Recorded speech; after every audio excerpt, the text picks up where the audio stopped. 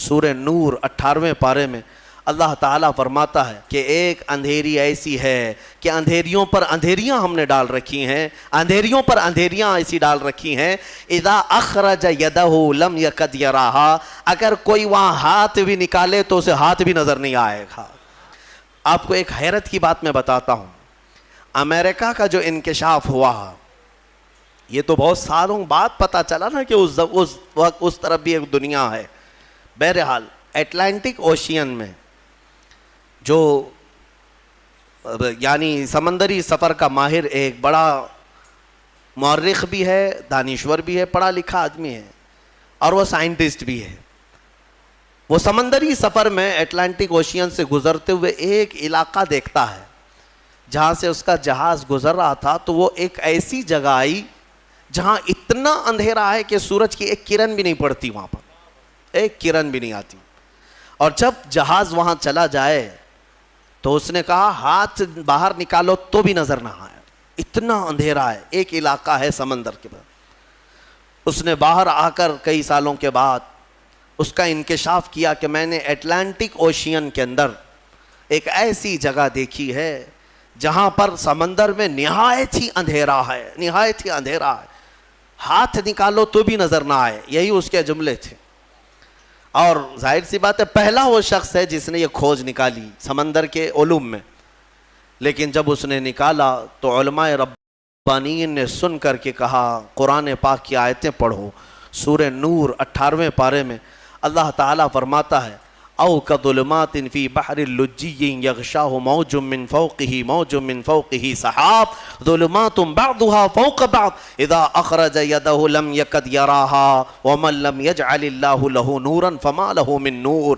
اللہ فرماتا ہے مثال دیتے ہوئے کہ ایک اندھیری ایسی ہے کہ اندھیریوں پر اندھیریاں ہم نے ڈال رکھی ہیں، اندھیریوں پر اندھیریاں ایسی ڈال رکھی ہیں، اذا اخرج یدہ لم یکد یراہا، اگر کوئی وہاں ہاتھ بھی نکالے تو اسے ہاتھ بھی نظر نہیں آئے گا، ہاتھ بھی نکال، قرآن میں موجود ہے۔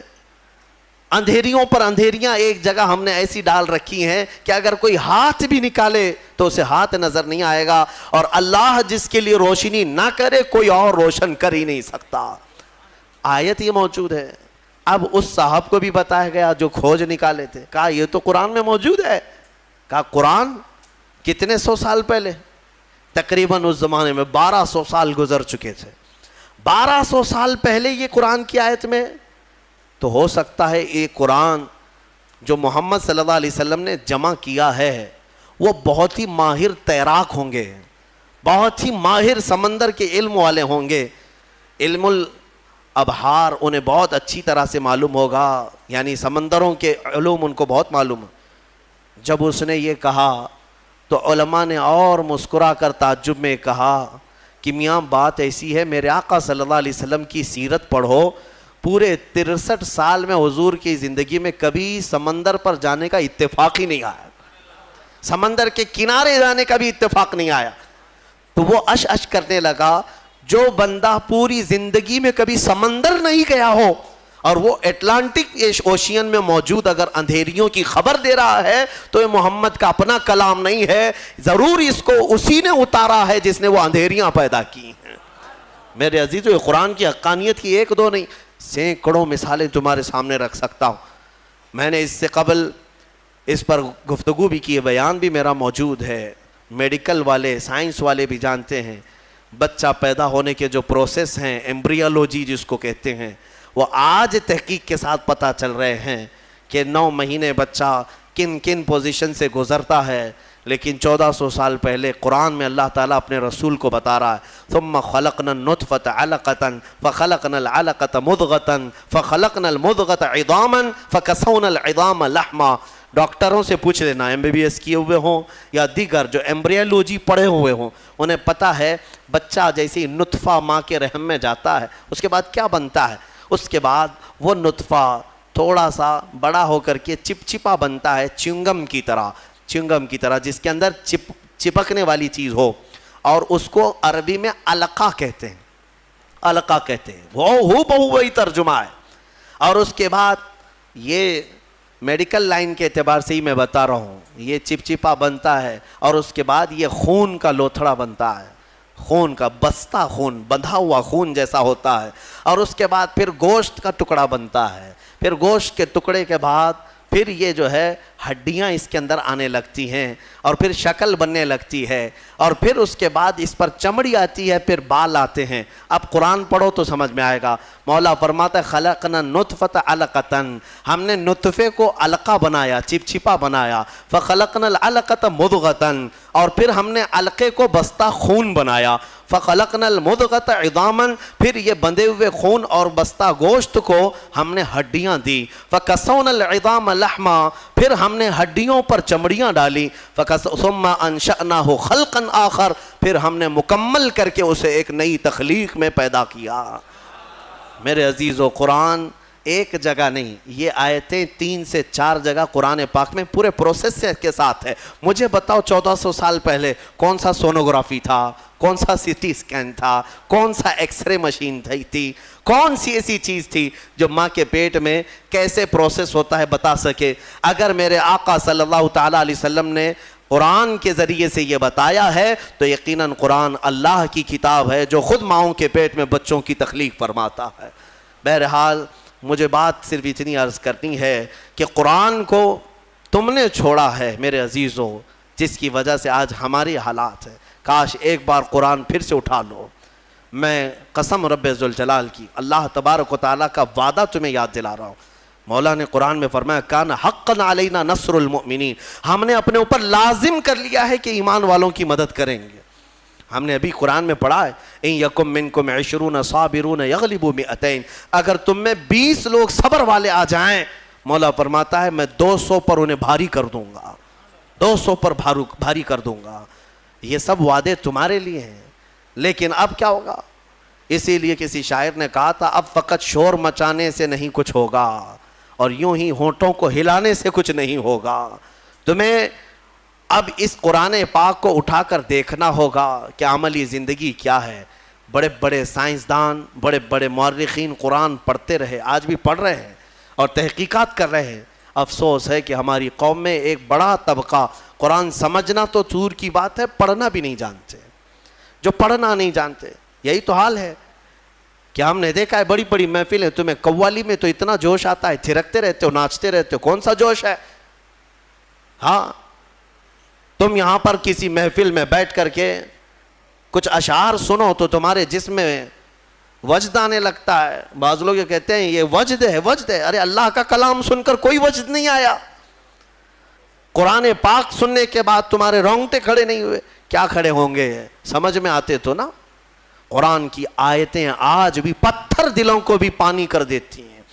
تمہیں پتا ہے فضیل بن عیاض اپنے زمانے کے بڑے ڈاکو، بغداد کے راستے پر جو بھی قافلہ گزرتا لوٹ مار کرتے تھے، لیکن ایک قاری قرآن اونٹ پر بیٹھ کر تلاوت کرتے ہوئے جا رہا تھا اور 27ویں پارے کی آیت تلاوت کر رہا تھا، أَلَمْ يَأْنِ لِلَّذِينَ آمَنُوا أَن تَخْشَعَ قُلُوبَهُمْ لِذِكْرِ اللَّهِ، کیا ایمان والوں کو ابھی وہ وقت نہیں آیا کہ اللہ کے ذکر سے ان کا دل ڈولنے لگ جائے، ہلنے لگ جائے، وہ توبہ کر لیں؟ اتنی آیت سنی تھی، فضیل بن عیاض کے ہاتھ کانپنے لگے۔ کیوں؟ عربی سمجھتے تھے، ڈاکہ زنی کرتے تھے لیکن عربی معلوم تھی۔ لیکن ایک قاری قرآن سے جب یہ آیت سنی، دل پر ایسے گزرنے لگی، ہتھیار پھینک دیا، ساری چیزیں پھینک دی اور چیخنے لگے آن لنا ربنا، آن لنا ربنا، اے ہمارے رب، وہ وقت آ گیا، وہ وقت آ گیا، مجھے تو اپنی بارگاہ میں لے لے۔ اور پھر ایسی توبہ کی، ایسی توبہ کی، اللہ اکبر۔ اس کے بعد جو ان کی زندگی میں تبدیلی آئی جانتے ہیں؟ فضیل بن عیاض اولیاء کرام کی جماعت میں سند کا نام ہے۔ اتنا بڑا مقام ہے کہ سیدنا غوث اعظم عبد القادر جیلانی رضی اللہ تعالیٰ عنہ بھی ادب کیا کرتے تھے۔ فضیل بن عیاض کا نام آئے تو وہ کس سے ان کی زندگی بدلی؟ قرآن کی آیت نے بدل دیا۔ آج بھی قرآن پاک سمجھ جاؤ تو تمہاری آنکھیں بہنے لگ جائیں۔ یہاں تو تراویح کی 4 رکعت جسے بھاری لگتی ہو وہ قرآن کیا سمجھے گا؟ ہاں، لوگوں کو ایسا ہی لگتا ہے کہ بالکل شتابدی ایکسپریس والی جہاں تراویح ہوتی ہے وہاں پڑھنا چاہیے، 15 منٹ میں پورا ہو جائے، کچھ بھی پڑھتا رہے ہو، عربی پڑھے کہ چائنیز پڑھے کہ جرمنی پڑھے، ہاں بس یہ ہے کہ تڑ تڑ تڑ جلدی سے نکالتے. مسلمانوں کیا یہ بوجھ ہے تراویح جس کو تم اپنے کندھوں سے ہٹا کر بھاگنا چاہتے ہو؟ مزاج تو یہ بناؤ کہ قرآن ہمیں ویسا سنایا جائے جیسے رسول پاک کے زمانے میں سنایا جاتا. قرآن سنیں تو ہمیں رسول پاک کا مدینہ یاد آ جائے. قرآن کے نغمات آج بھی اس کی قراتیں لوگوں کو رلا دیتی ہیں, تمہیں اندازہ بھی نہیں ہے. کئی انگریز مصر میں نے دیکھا ہے, کئی انگریز جن کو قرآن سنایا گیا اور انہیں معلوم تھا تو وہ رو پڑے. ایک فرانس کا بہت بڑا ڈاکٹر تھا اسکندریہ میں, ایک ہمارے بڑے شیخ ہیں, وہ قرآن کی تلاوت کرتے تھے تو وہ اپنی ڈاکٹریٹ پہ بڑا فخر کرتا تھا. صرف وہ حضرت کی قرآن کی تلاوت سننے کے لیے وہ باہر کھڑا رہتا. کئی دن کے بعد وہ ساری چیزیں چھوڑ کر کے اندر آیا اور کہا اس کی جو مٹھاس ہے اور اس کی جو لذت ہے مجھے دنیا میں کہیں نہ ملی, مجھے اسی دامن میں داخل کر لیا جائے. کئی ایسے لوگ ہیں جنہوں نے قرآن پاک کو سن کر کے اپنی زندگیاں بدل لیں. تمہیں کیا ہو گیا؟ قرآن کو اتنا اوپر رکھ دیا کہ ہاتھ بھی نہ جائے. تمہارے فریج اور ٹی ویاں تو صاف ہوتی ہیں, قرآن پر تو پتہ نہیں کتنی گرد و غبار لگی ہوئی ہے. ہاں ابھی رمضان میں اس کو صاف کر دیا ہوگا, اٹھایا ہوگا. قرآن تم کب اٹھاتے ہو؟ قسم کھانے کے لیے. جھگڑا ہو جائے دیکھو میں قرآن کی قسم کھا رہا ہوں. یا پھر کب قرآن اٹھاتے ہو؟ جب کسی کی میت ہو جائے جلدی لاؤ قرآن. ارے یہ زندوں کے لیے اترا ہے قرآن, مردوں کے لیے نہیں. قرآن زندوں کے لیے نا. ہاں مردوں کو ایصال ثواب تو ضرور کرائیں گے ہم, فائدہ تو پہنچے گا تلاوت کا, لیکن یہ ایصال ثواب کے لیے ہی نہیں. قرآن کہتا ہے ہدی للمؤمنین, مومنوں کی ہدایت کے لیے آیا ہے. ہدایت چھوڑ کر کے تم دکان کی اوپننگ کے لیے, گھر کی ٹھنڈک کرانا ہے, اوپننگ کرانا ہے, اور پھر ماں باپ کی میت ہو گئی ہے, اور پھر کیا ہے جھگڑے میں قسم کھانا ہے. یہی ساری چیزیں قرآن اٹھانے کی ہے. قرآن عظیم اللہ تعالیٰ کا وہ عظیم تحفہ ہے کہ پوری زندگی بھر اس پر رشک کرو گے تو بھی کم ہے. آج پوری دنیا میں کسی قوم کے پاس یہ کتاب نہیں ہے جتنی محکم کتاب تمہارے پاس ہے. سینہ تان کر کے کہہ سکتے ہیں ایسی کتاب کسی کے پاس نہیں ہے. اتنا بڑا ذخیرہ تمہارے پاس ہے اور تم اس کو پیچھے ڈالے ہوئے ہو.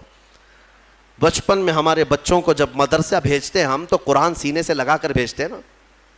بچہ سینے سے لگا کر کے آتا ہے قرآن, لیکن چند ہی دنوں کے بعد جب ہم بڑے ہونے کے بعد دیکھتے ہیں اسکول جانے کے وقت بچہ تو سارا بستہ پیٹھ پر رکھا رہتا ہے. ہوتا یہی ہے نا, بستے میں ساری بکس کتابیں پیٹھ پر رکھا رہتا ہے, لیکن مدرسہ جب آتا ہے تو قرآن سینے سے لگا کر آتا ہے. شاید بڑوں نے, ہمارے بزرگوں نے یہ رواج رکھا ہوگا کہ بیٹا قرآن ہمیشہ سامنے ہونا چاہیے, قرآن ہمیشہ مقدم رہے, بعد میں سب. لیکن بڑے ہونے کے بعد یہ سامنے والی چیز پیچھے ڈال دیتا ہے, پیچھے والی چیز کو ہی اہمیت دینے لگتا ہے. ایک بات یاد رکھو, میں نہ کالج کا مخالف ہوں, نہ اسکول کا مخالف ہوں, نہ یونیورسٹی کا مخالف ہوں. ہاں کوئی بھی کالج کا, یونیورسٹی کا, کہیں کا اسٹوڈنٹ ہو میرے ساتھ بیٹھے, میں اس کے ساتھ انشاءاللہ ڈسکس ضرور کروں گا ہر ٹاپک پر. لیکن یہ برکت ہے صرف قرآن کی. الحمدللہ ہم نے قرآن پڑھا ہے تو قرآن کی برکت سے اللہ نے ہمیں سائنس کی بھی سمجھ عطا کی ہے, ہمیں میتھس بھی آتا ہے, ہمیں جیومیٹری بھی آتی ہے, ہمیں فزکس بھی آتا ہے تھوڑا بہت. میں یہ فخر کے لیے نہیں کہہ رہا, نہ ہی یہ غرور کے لیے کہہ رہا ہوں, بلکہ جو کچھ بھی اللہ نے ہمیں شدھ بدھ دی ہے وہ قرآن کی برکت سے عطا کیا. اور اعلیٰ حضرت فاضل بریلوی رضی اللہ تعالیٰ عنہ خود فرماتے ہیں ایسی ایسی کتابیں انہوں نے لکھ رکھی ہیں کہ آج کی بڑی بڑی یونیورسٹیوں کے پروفیسر حل نہیں کر پا رہے ہیں. ان کے میتھس کے بڑے بڑے ٹف فنڈے نہیں حل کر پا رہے ہیں. قبلہ پہچاننے کے علوم آج بھی کتاب لکھی ہوئی ہے, جیومیٹری پر لکھی ہوئی ہے, علم رمل پر, علم جفر پر اور زیجات پر, ایسے ایسے علم ہے جس کے نام بھی تم نے نہیں سنے ہوں گے. اور اعلیٰ حضرت یہ کہاں جا کر پڑھے تھے, کون سے مدرسے میں؟ یہ فن, یہ علوم آج پورے ہندوستان کے مدرسوں میں نہیں پڑھائے جاتے. اعلیٰ حضرت کہاں سے پڑھے؟ خود فرماتے ہیں یہ صرف اور صرف قرآن اور حدیث رسول کی برکت ہے. رسول پاک صلی اللہ تعالیٰ علیہ وسلم کے قدموں میں جو ہو گیا ہر علم خیرات میں ملا. میں یہ کہتا ہوں کہ نوجوانوں ضرور جاؤ, اسکول جاؤ, کالج جاؤ, یونیورسٹیوں میں جاؤ, ٹاپ کرو, پوری یونیورسٹی کو ٹاپ کرو. لیکن عقیدہ اور یقین یہ ہونا چاہیے کہ تم دنیا میں اگر عروج پر پہنچو گے تو شروعات تمہاری الحمدللہ رب العالمین سے ہونی چاہیے. یہاں سے ہو تو پھر دیکھو اللہ تعالیٰ تمہیں ترقی بھی دے گا اور برکت بھی عطا کرے گا. اللہ کریم ہمیں کہنے سننے سے زیادہ عمل کی توفیق عطا فرمائے۔ قرآن عظیم کی برکتیں اللہ تعالی ہم سب کو عطا فرمائے۔